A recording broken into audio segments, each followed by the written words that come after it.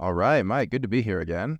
Hey, it's great to see you again. Yeah. What is hot these days in real estate? Well, one thing I've seen kind of come back into the market is the BRRRR strategy, BRRRR process Okay. for investing. Remind me what that is again. What's BRRRR? So BRRRR stands for buy, rehab, rent, refinance, and repeat. So it's all a strategy of buying properties under market. So you put little to no money in your rental portfolio. So you could create a portfolio of rentals without having a lot of money in the bank. Or even if you have a lot of money in the bank, don't put them into your rental portfolio. So it's really buying under market properties with a loan that allows you to maximize it out and then refinance into a long-term loan and having as little as zero money into the deal out of your own pocket. So it's a great strategy, especially for beginners or if you're just finding those great deals out there, which we're seeing more and more of that happen now. Okay. Can you tell me what they are again? It's buy, I heard refinance and repeat. What are the other R's? Yeah. It's buy, rehab, rent, refinance, repeat. Buy, rehab, rent, refinance, repeat. And the reason behind all that is you're buying something under market, so you have to buy it with a certain type of loan, like a bridge loan, a hard money loan, private loan, whatever you want to call it.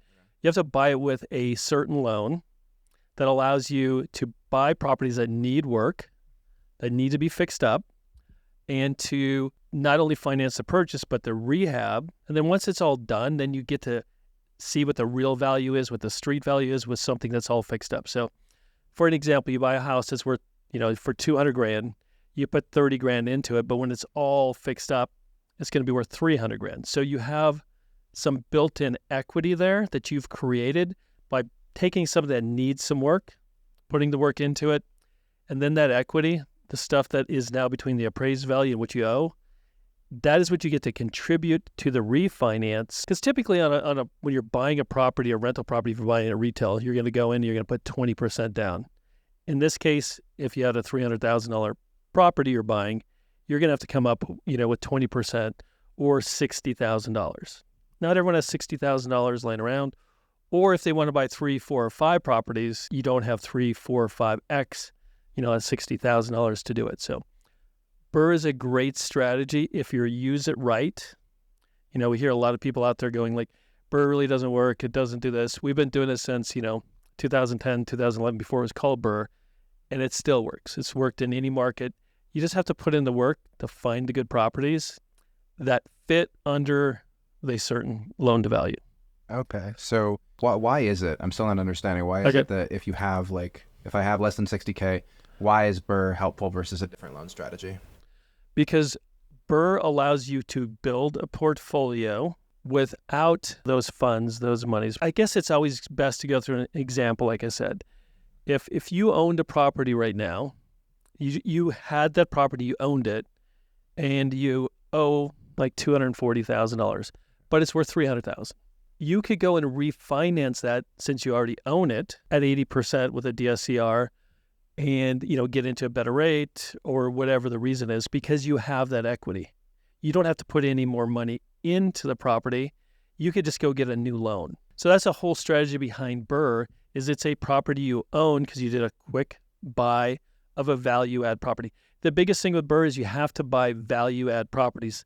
A value add property, of course, is something that you find that's under market, someone doesn't want, needs some work, probate, whatever it is. You buy it, you fix it up, and you bring it up to market, but you have created some wealth, some equity, some margin in there because you put in sweat equity because you spent all the time finding it, spent all the time fixing it up.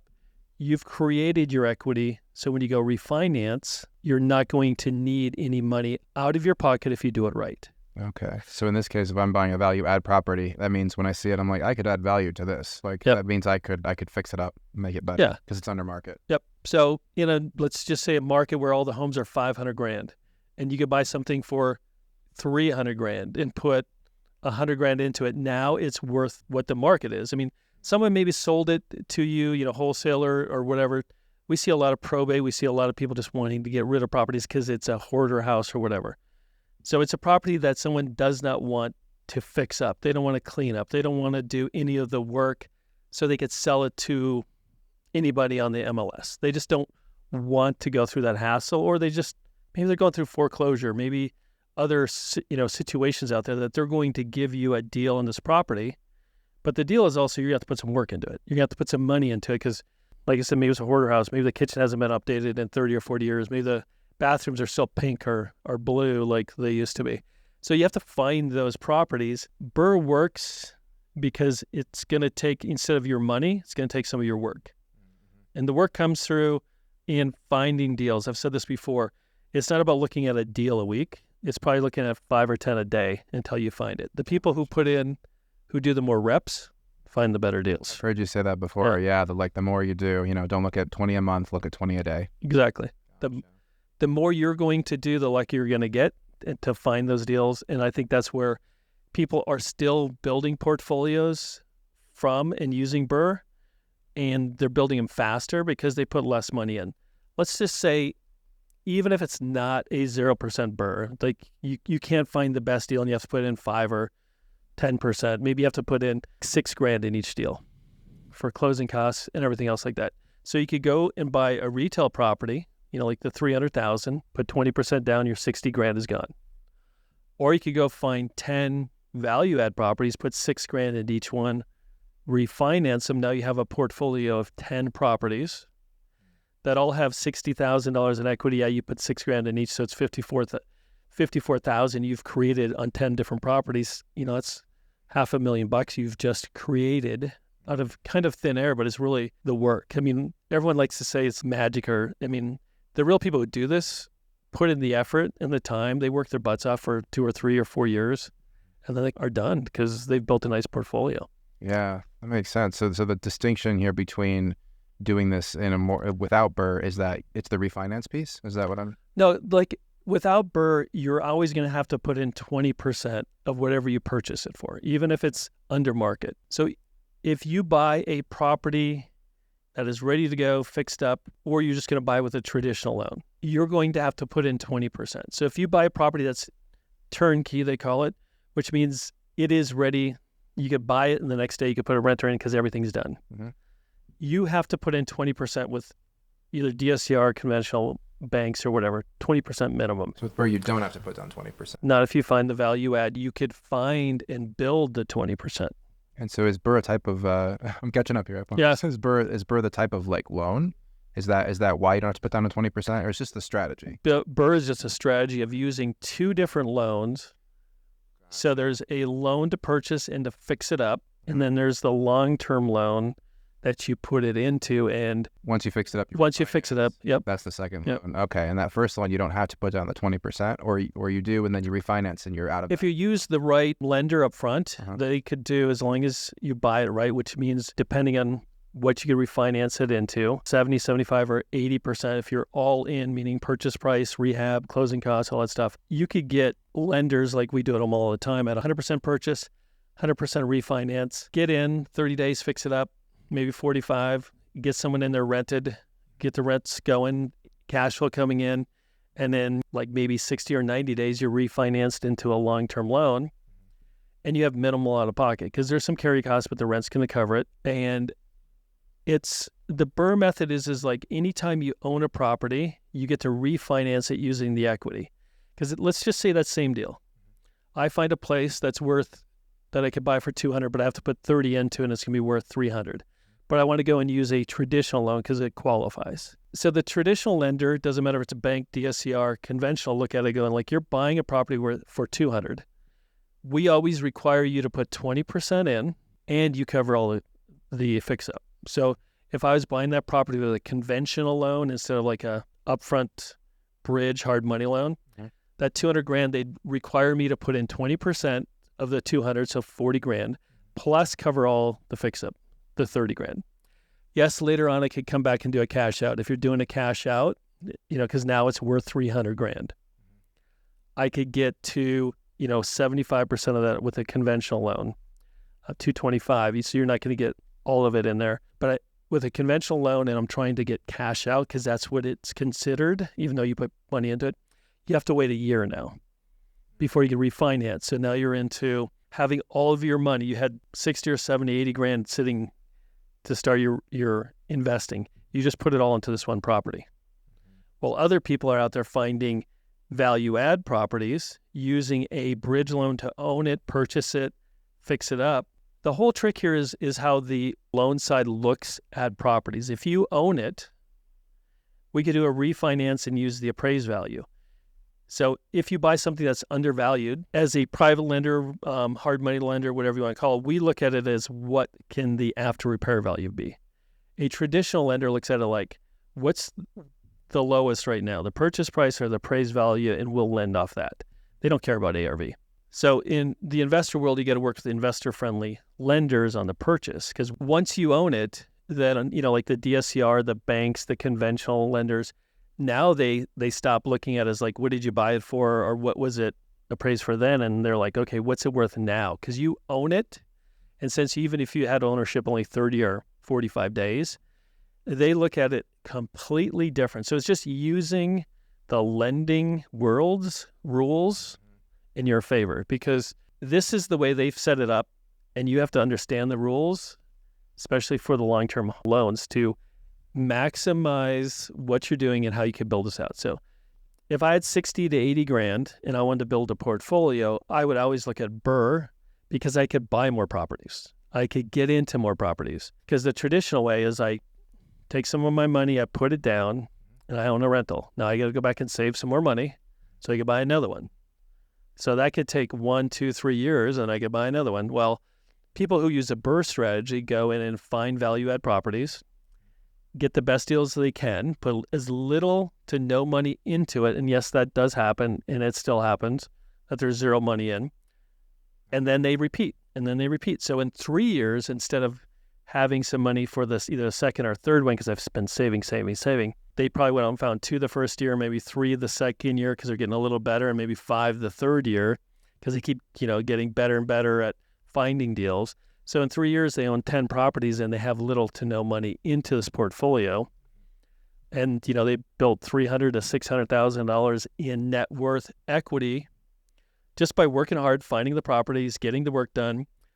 Plus, they've built a stream of income, because you have 10 properties now working instead of, 1, 2, or 3 over here, the retail method. So BRRRR, they're on the fast system. Yeah, they're on the fast track. So the BRRRR sounds like it is the fast track. Mm-hmm. It's using the system, the way that loans work, the way that lenders look at buyers to find the best deals so that you can buy multiple properties instead of sinking all your money into one. Correct. So if you have 60 to 80 grand, you could pour it all into one house, or you could find under market deals and do a few at a time, and then 3 the next year and 5 the third year. Is that kind of Well, and I typically think what's realistic, even though I've seen people do a lot faster, is, like if you're getting into this, because all you're exchanging is work for savings.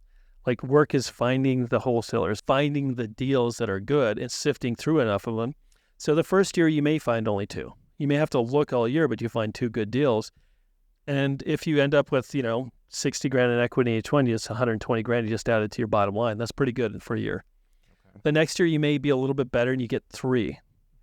But now by the end of the second year, you have the contacts, you have the money, you have everything kind of working out where the money's coming from, and then you go up to 5, let's say. So in 3 years, you could add 10 properties. I've seen people do it in a year, but 3 years is very realistic. Okay. If you put in the work to do that, you could really create life-changing money, because depending on how old you are, and you have a 30-year mortgage, you walk into, let's say it's 60 grand in each deal, 10 deals, that's 600 grand. But in 30 years, if you keep going, or if you want to accelerate, those things will be paid off. Those properties will be paid off. In today's world, 300,000 times 10, that's 3 million. Every 7 to 10 years, these things double. So, and even conservatively, when you retire, that could be worth, 9 or 10 million. You could create a great retirement or even a great life right now by all that cash flow that's coming in. BRRRR is very powerful, used correctly. The big thing I see out there is like, it can't be done. I've tried it. They just haven't tried hard enough to make it work, because people are doing it every day. We see it every day. So what's the typical pushback? These people that are saying like, it can't be done. What are they doing that's incorrect? And why do they think that it doesn't work? And what would you tell them? Well, I think it doesn't work for a couple of reasons. Is number one, their lender, when they buy it, a lot of the private lenders, especially the big lenders, require 10 to 15% down on the purchase price. Right. So you just defeated the whole process of BRRRR, which is putting little to no money down, because trying to get that money out. Like the 5%, right? Yeah. If it's usually 20%, you brought it down a bit, but you need to bring it down a lot more. What are so the ones that work, what's their rate? Well, the ones that work and set it up correctly, it all depends on you as a borrower and finding the right property. So if someone came to us and said, hey, I found this property, and the purchase, the rehab, and everything, we're between 70 and 75%. And we just make sure that they're qualified for a permanent loan.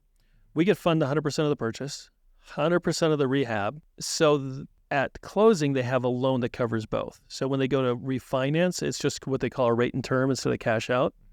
So it just pays off the loan. Our loan bought it, rehabbed it. So they have little money. Maybe they have some closing costs. Maybe they have some interest, or maybe that's built in. Even if it's interest, within 45, 60 days, they should be getting rent, which is even more than the payments. So they should be catching up on that. And then they refinance 60 to 90 days in their end. So it's working and making sure you find a good lender. Number two, probably even 1A, is making sure you find a good property that hits those numbers. Put in the work to do it. Don't expect to find 2 in a week. Yeah. Expect to find 2 in months or maybe a year. Do the work, be patient. I think that's the biggest thing is people go like, hey, I found some was 80, 85%, I couldn't get it done. It's like, yeah, because that's not the numbers for BRRRR. BRRRR's always been like 75, maybe 80% ARV, all in. Remind me what that is again, because I'm hearing that private lenders like you and others that are able to do BRRRR, you need that 75 to 80%. What is that? What's ARV again? 75 to 80% of the after repair value. So what is the market of this property when it's all fixed up? And I could sell it for if I threw it on the MLS. So what is that really worth once I fix it up? So we want to see them all in at 75 or 80. And the reason is that's what they can refinance it into for the long-term loans. Those guidelines are set up because we know that's more than likely, at least 75%, some 80%, that they could refinance it into the long-term loan, because that's their exit strategy. They're going to use a short-term loan to buy it, to rehab it. Their exit, which means how are they paying off the first loan, is a refinance. So we want to make sure they're qualified and ready to go for that long-term loan. Everything's set up, buy it right with the right lender, find them, finance it right, buy it right here, and then refinance it. 45 to 60 days. You could be maybe even 90 if you're on the outskirts. It's a little bit more work. You could be buying something, refinancing it, and off and running, working with the proper people, but also understanding your numbers. Yeah, that sounds like that's key, understanding numbers. This is cool. It sounds like almost like chess with the system. Like if you have the right ARV, then you and other private lenders can get them that first loan with the plan to refinance, knowing that the ARV is 75 to 80%. Then the plan then is to refinance on that second loan. And so you can provide, if I'm hearing you right, you can provide both of those. Private lenders can too, can provide both those loans. And that is what makes it possible to do the BRRRR strategy. That is the BRRRR strategy. Yeah. Gotcha. Yeah. And I think that's the key is you call it chess or whatever. It's just like knowing your pieces and your numbers. Yeah, yeah. It's like, I can't get it done because I found someone at 85%. That's not what BRRRR, here's the box for BRRRR, 75 to 80% all in. 75% is really the best number. Isn't a higher percentage better? That's a little confusing to me. No, what I guess how I was saying is like finding properties that are 75% or below ARV, which means you have built in more equity. So if I find a property that I'm into, let's just keep it easy, the ARV is going to be $200,000. And at 75%, I'm all in at 150. At 85%, I'm in at 170. So I owe more. I have less equity. Okay, so less percentages. Yeah, you're going to owe less. Yeah, you have a better deal. You're finding something. And that's what happens is people don't understand, like BRRRR is this box because we have to work within the rules of all the lenders and everything that goes with that. So you can't go and say like, hey, it doesn't work because I found something at 82 or 85 or 90%.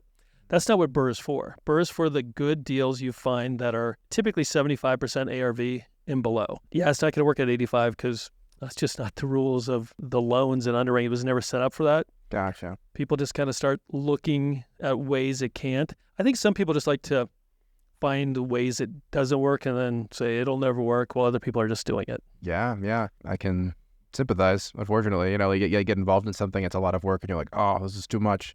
It's too much to figure out. But like, if you want it, right, you'll do it. Yep. You'll think about it. You'll learn what you need to learn, And I find that that kind of thing is actually quite satisfying. I think it's going to be a lot of work, and it is. But then at the end, I'm like, it was kind of fun. It was hard, but it was fun to learn this stuff. And once you learn it, then it becomes even more fun because then, just like chess, you kind of know, like, okay, I just do this, I just do that. Yeah. I just do this. I mean, it becomes so easy because it's like getting more wholesalers, getting more realtors, getting more information out there to buy properties, and just knowing like, hey, that one's coming in. Hey, that's a good BRRRR. All I have to do is call this lender, get it all fixed up. If you have a property manager, get someone in there, get a refinance, and I'm done. I mean, once you go through one or two of them, it becomes easy and fun. That's encouraging to the viewers. It's okay. The first few, you'll feel like you can't keep your head above water. You're like, oh, what am I doing? But just hold tight. Then you'll figure it out. And then after a few, you'll be like, oh, this is fun. Like I know where the parts go. It's just that early process of learning something complicated is always a bit challenging. And that's anything you learn. Yeah. I don't care if it's filming. I don't care if it's shooting buckets, running routes, whatever it is. The first couple of times it's a little awkward until you get to understand the system and see what's coming. So you're not always like going like, okay, I have to do this. Then what do I do? Like you're like, okay, I do this, then that happens. Like you see the full picture come into play. And I think that's where when people get in and find the BRRRRs, it's being a little more patient and finding the good deals. And don't expect it to happen the first week, the first month. Maybe it's going to take 90 days. We did some videos about how to find wholesalers. Yeah. Go find some more wholesalers. Go find and look at more properties. Because guess what? Wholesalers, 90% of their deals are probably not the best, but they always have those 10%, and one will fall out. They'll have a buyer, it'll fall out, and they'll be like, hey, do you want this deal? And you have to be ready to go, yes, because it fits my numbers. You build your luck by talking to more and more people and finding those properties that fit your box. Yeah, 100%. Seems like a numbers game. That also seems true in a lot of areas of life. Yeah. It's just, what's that classic, hey, we're in Colorado, the Wayne Gretzky quote, you miss 100% of the shots you don't take. Yep. Just take a bunch of them. Yeah. And I think that's it, is taking this as a business and getting up every day and going like, I'm going to spend 30 minutes. And during that 30 minutes, I don't really care if I feel like it or not. I'm going to look at 5 to 10 properties. I'm going to comp them out so I start to know. I'm going to comp out rents so I start to know. So after the first month, you kind of get the comps down, you get the rents down, then you could just go through more and more because you could kind of just know the zip codes you want to rent in. You can know the rents there, and you can, the dollar amounts that fit your buckets. Patience and some work up front is kind of the key. But once it builds, like where else in 3 years can someone start with little to no money and, build $500,000 in $600,000 in equity, net worth, plus an income stream that's $2,000 to $7,000 a month, whatever the rents equal out to be? I mean, you're not going to go work somewhere and build that. Your 401k is not going to grow that fast in 3 years. No, yeah, definitely not. Yeah, that's very, very rare, I would say, that you could have that kind of growth within 3 years. And why do you think that is? And is it because of, just at like a high level, right? Is it because real estate does increase in value so much historically that's why it's possible to build this wealth? Yeah, real estate is still, there's still a short supply. There's still people looking for more rents. There's always different things that are happening. So, real estate, depending where you're at, going up 7, 8, 9%, 3%, whatever, it keeps going up every year. Plus you're paying down on your mortgage every year. So that spread just keeps getting bigger and bigger. But it's also one of those things that the hustle is still there. If you want to do hustle, if you want to work hard, you could find these properties because there's just a lot of people who don't want to deal with any of the headaches. They've lived in a property for 30 years and there's just things that have happened to it they just don't want to fix. Mm-hmm. Some people are just, I don't want to call them lazy, but it's just not their priority at that time. Yeah. And if you're willing to hustle, because most people aren't, you could build it. It's like the old, this is easy, but not simple, because you have to put in the work to do it. And most people won't put in the work, and that's why you can still do it. Oh, so it's simple, but not easy. Yeah. Yeah, got it backwards, but whatever. Simple and easy somewhere in there, but it's just people need to understand it's more like a 3-year plan, and it could happen in 1 or 2, but I put this as a 3-year plan instead of a 3-month plan. Yeah. That makes a lot of sense. When you're talking about these, getting these properties, you mentioned that video you did on finding wholesalers with Investor Lift. Yep. People should check that out because it was it was very simple what you were talking about, going and finding the wholesalers and getting on their lists. Go see that video. Yeah. And the BRRRR strategy, there's a lot of information out there. It's been around forever because it works. You just got to work it. You gotta have the team together. Yes, you may have to spend a little bit of time not only finding the properties, but finding the correct lenders to work with. You got to make sure your credit score. There's things you have to do to create this wealth, and that's why there's a few hurdles you have to jump over, some work you have to do. So there's not a lot of people actually doing what we're talking about doing. So there's plenty of opportunity out there. Not only is it still a viable option, it's actually like it gives you a competitive advantage because there's a bit of hustle you have to put in that other people aren't willing to do, and also not a lot of people are doing it anyway right now. So it's a great strategy. Is what I'm hearing. And then you add on to that what's happening with pad splits or medium rentals, like all these ways to make more out of a house now. So if you get into like a BRRRR strategy with a long-term person, because it's easier to get a loan. Like I buy a property, I get into a DSCR conventional loan because there's someone who has a 1-year rental on it or something. And then after I want to do pad split, I want to do medium rentals or VRBO, you already have the loan in place. Just like switching what you do or back and forth is easy. Sometimes it's more difficult up front to go like, hey, I'm going to do a pad split or a VRBO or whatever on this BRRRR, and I want to find long-term financing because you just added a complication. To me, just keep it simple. Set it up to do a long-term rental, and then if you change in 6 months, a year, 2 years, and want to even take advantage of how the market's changing and make more money off that property. Gotcha. So you get into a property with BRRRR, and then if you want to change your strategy, do something like a pad split later, that's totally Once you get the long-term loan, many options open up that you're not going to hit the roadblock. Financing is, one of the big roadblocks in this because people are always trying to find out how to do this with little to no money, which means you're using leverage, other people's money.